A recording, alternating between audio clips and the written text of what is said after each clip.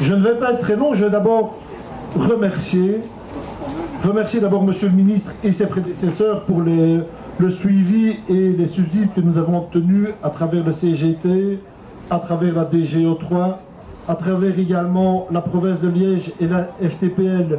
J'en profite pour excuser Paul-Émile Motard qui nous a vraiment bien suivis également dans ce dossier. Remercier également Monsieur Jean-Marc Nollet qui en son temps nous a aussi bien aidé au niveau des énergies renouvelables.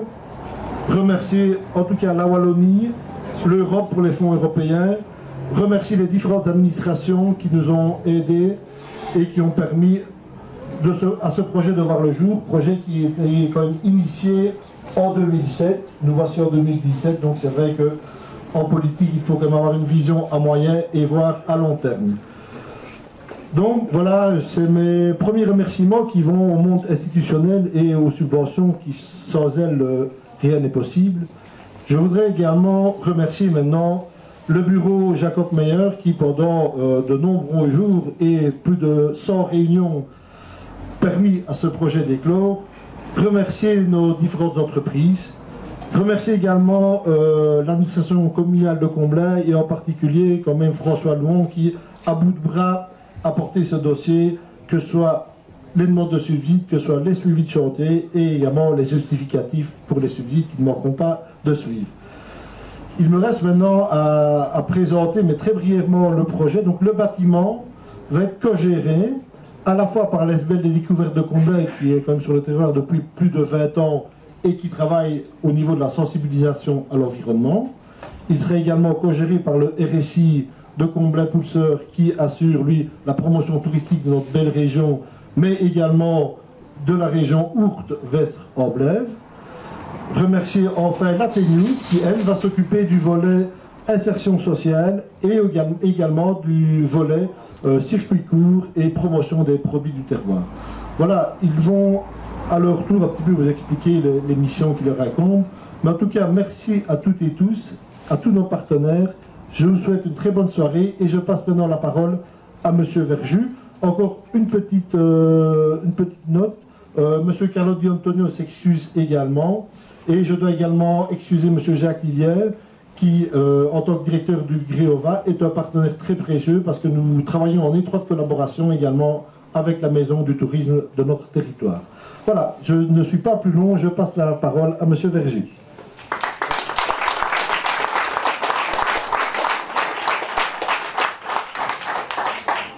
Monsieur le ministre, mesdames, messieurs, en vos titres et qualités, le syndicat d'initiative est heureux de vous présenter le nouveau bureau d'accueil touristique. Bureau d'accueil touristique qui, pendant des décennies, a été hébergé par le musée. C'était bien, mais enfin, bon, c'était pas toujours remarquable pour les visiteurs. Donc, le visiteur qui entre, il découvre directement ce bureau d'accueil où deux hôtesses polyglottes les accueillent dans les meilleures conditions. Mais ce changement pour le syndicat d'initiative n'est pas un simple déménagement. En effet, nous avons conclu avec les Chevinats du tourisme, avec l'agence de développement local et avec l'ASBL Les Découvertes, nous avons conclu une convention de partenariat, ce qui nous donne de meilleurs moyens, tant sur le plan financier que sur le plan humain. En fait, ce partenariat nous permet d'agir encore de meilleure manière, puisque tout cela se fait en concertation. Je vais vous donner maintenant un petit aperçu des activités du syndicat d'initiative, puisque c'est ce que je représente ici.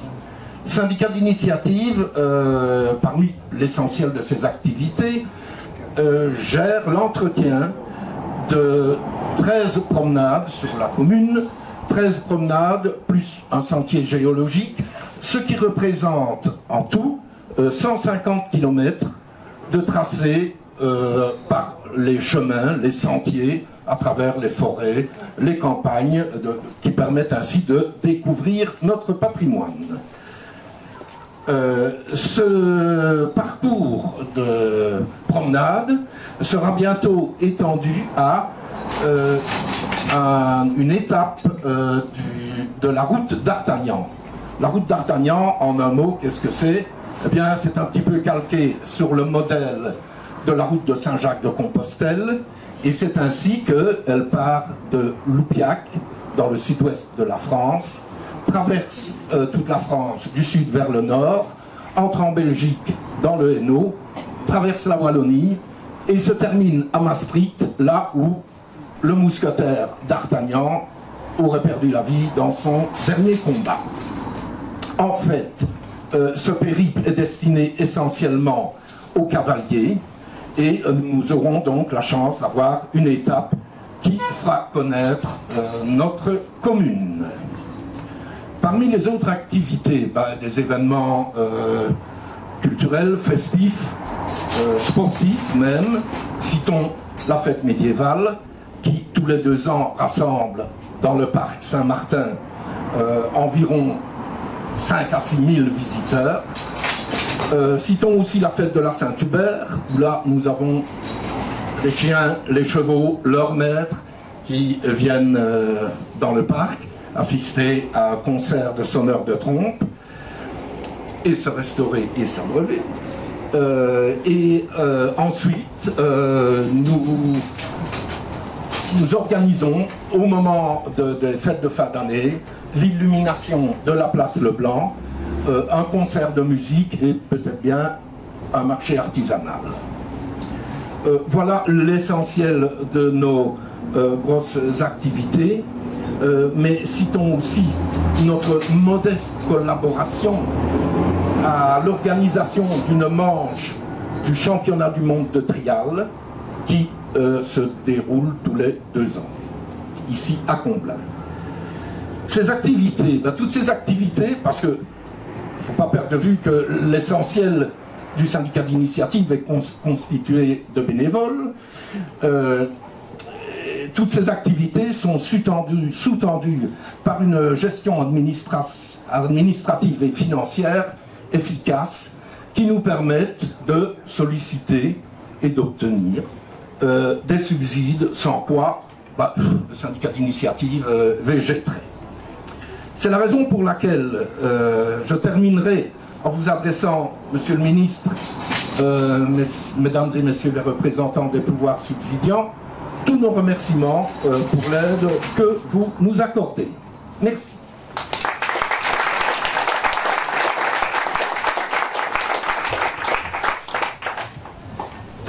Monsieur le Ministre, Mesdames et Messieurs en vos titres et qualités, donc fondée dans les années 90, l'ASBL Les Découvertes de Comblain maintenant est amphithéâtre du bâtiment et donc compte l'occuper pour 54 ans, donc au moins jusque 2070. Donc au cœur finalement du village, au sein de ce lieu multifonctionnel, est tourné notamment vers les Comblenois en premier. L'ASBL développe un pôle nature et tourisme en Ourthe-West-Grand-Blève. Donc il existe vraiment aussi un lien particulièrement fort avec la maison du tourisme du ressort, dont les actions de promotion sont bien évidemment reconnues. Donc grâce au soutien évidemment de la région wallonne et dans un contexte financier de plus en plus délicat, l'équipe des découvertes œuvre au quotidien pour la sensibilisation environnementale d'un large public. Pour vous donner une idée, les animateurs, avec la collaboration de bénévoles dynamiques, qu'il faut aussi remercier chaleureusement, accueillent chaque année près de 20 000 personnes par an, avec une majorité de groupes scolaires, pour des animations thématisées autour de la rivière, des paysages, des phénomènes géologiques, des chauves-souris, les chauves-souris qui forgent finalement l'identité aussi de la commune de Comblain. Donc par exemple ce soir aura lieu une balade nature à la découverte des chauves-souris et demain une conférence sur le hérisson dans nos jardins. Donc l'ASBL gère également la grotte de Comblain qui est d'intérêt scientifique au sein de laquelle certaines activités se déroulent dans le respect du lieu pour en préserver les richesses. Les groupes de visiteurs sont donc limités à 25 personnes. Les outils et les approches pédagogiques se renouvellent grâce aux compétences créatives d'une équipe composée de collaborateurs aux talents divers, donc des scientifiques, artistiques, organisationnels. Je les remercie d'ailleurs chaleureusement pour leur investissement de tous les jours. Cette maison des découvertes est un lieu de construction permanente de synergie et de collaboration fructueuse. Par exemple, le musée du pays d'Ourtemblève, qui est situé vraiment à 2 pas, travaille également dans une vision mettant en perspective l'évolution de l'homme au fil du temps, de la préhistoire à nos jours, au sein de son environnement naturel. Donc maintenant, je vais céder la parole à Patricia Lepiès, directrice de l'AT News, pour que vous puissiez découvrir d'autres objectifs de cette maison des découvertes.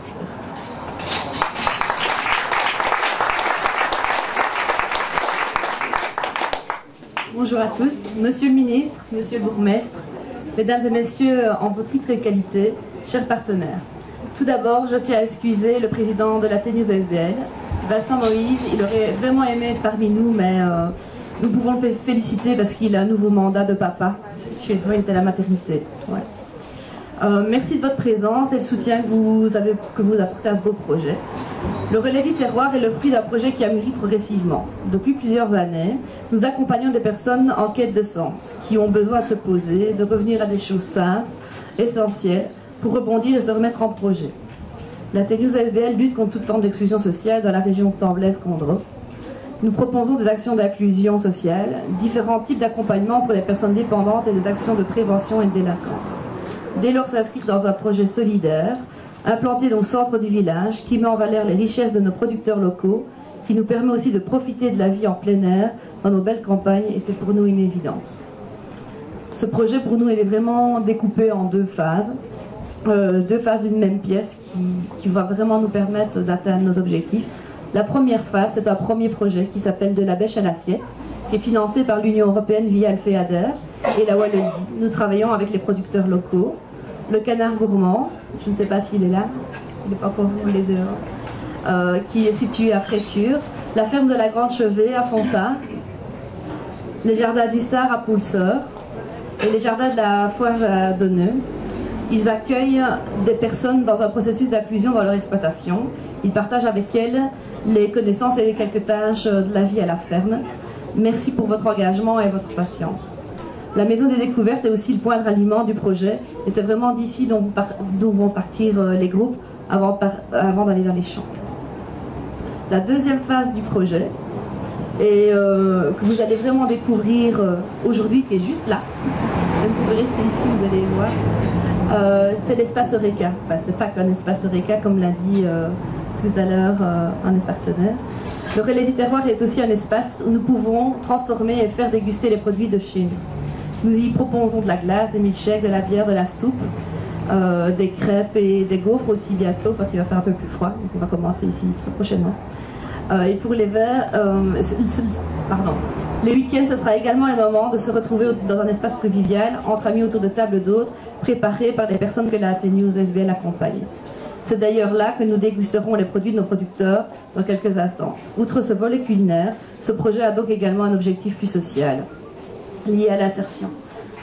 Et enfin, je tiens à remercier les partenaires directs du projet du volet inclusion, qui font confiance à la ASBL TNews, mais aussi à toutes les personnes que nous accompagnons afin de donner vie à ce lieu. Il s'agit des découvertes de Comblain, le RSI, le CPAS, le plan de cohésion sociale et l'ADL attaché à l'administration communale de Comblain-Nompont. J'aimerais également remercier tout particulièrement un travailleur de l'ombre qui depuis plusieurs années a déployé énormément d'énergie pour nous fédérer autour de ce super projet. Et ça n'a pas toujours été simple. Il a cru que l'impossible était vraiment possible. Merci François.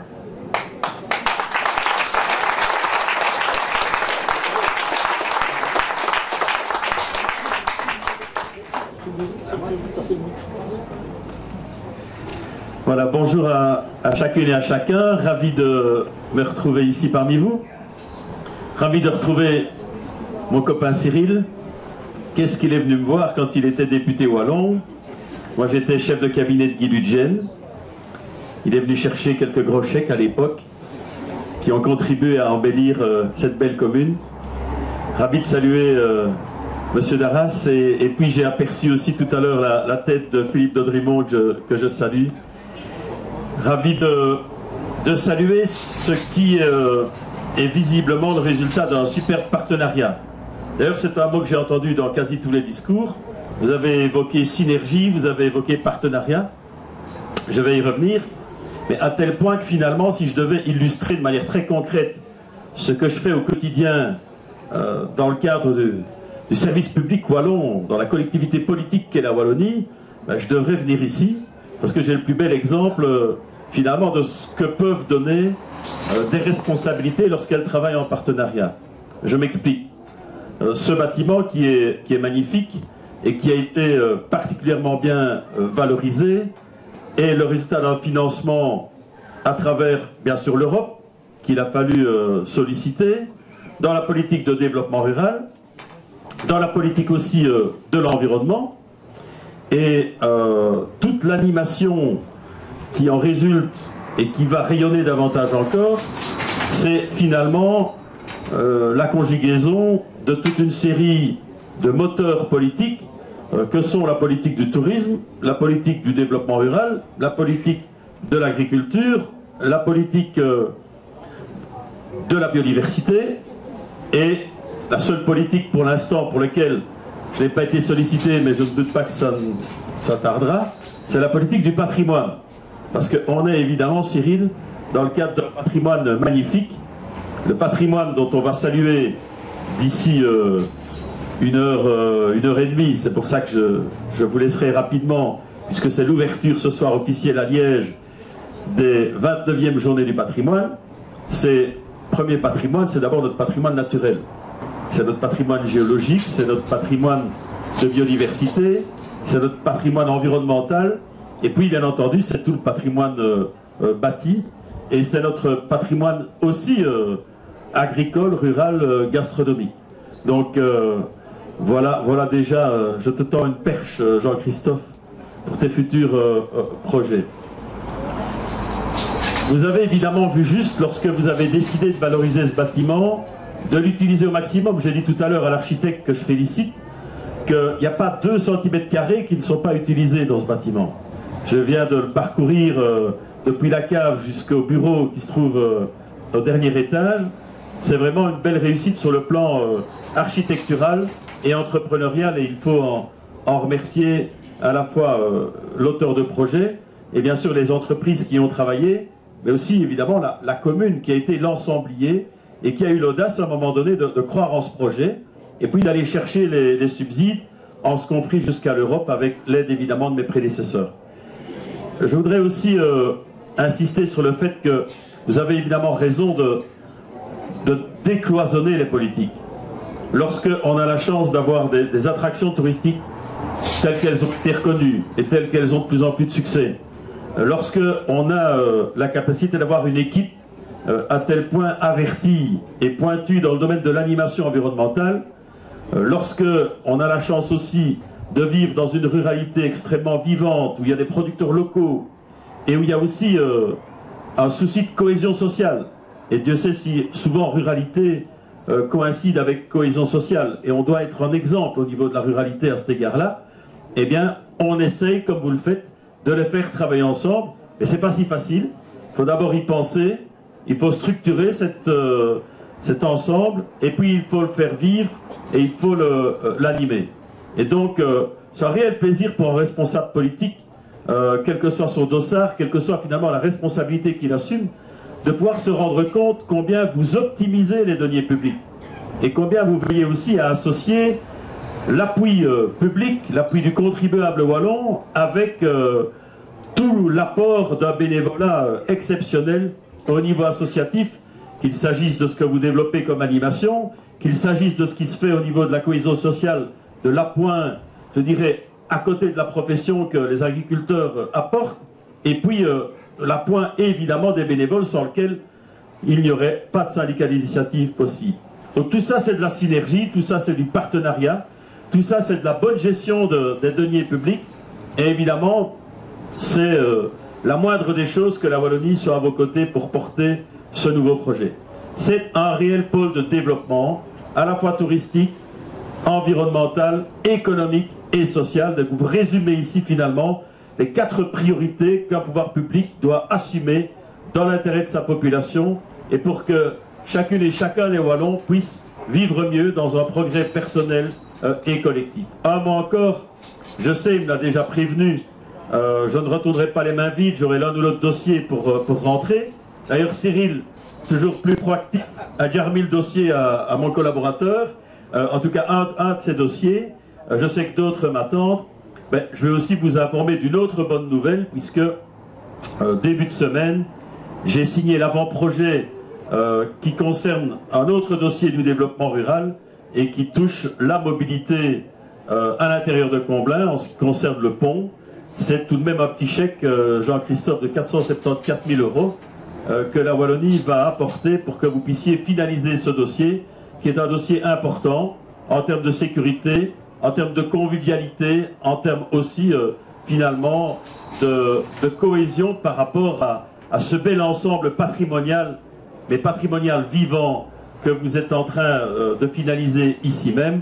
Et donc je vous communique cette bonne nouvelle avec plaisir. Un mot encore, puisque je vais parler beaucoup de patrimoine ce soir à Liège. Le patrimoine, je le dirai tout à l'heure, il est essentiel parce que c'est un héritage collectif, qu'il soit privé ou public, mais il est surtout essentiel de le faire vivre. Et lorsqu'on peut réaffecter ou affecter un patrimoine à une utilité sociale, c'est évidemment aussi une priorité qu'il faut absolument poursuivre.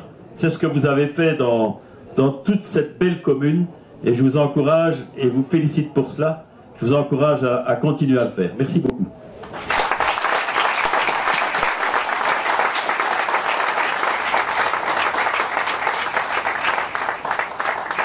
Et voilà, merci beaucoup Monsieur le Ministre pour votre venue à Comblain, pour les bonnes nouvelles que vous nous annoncez.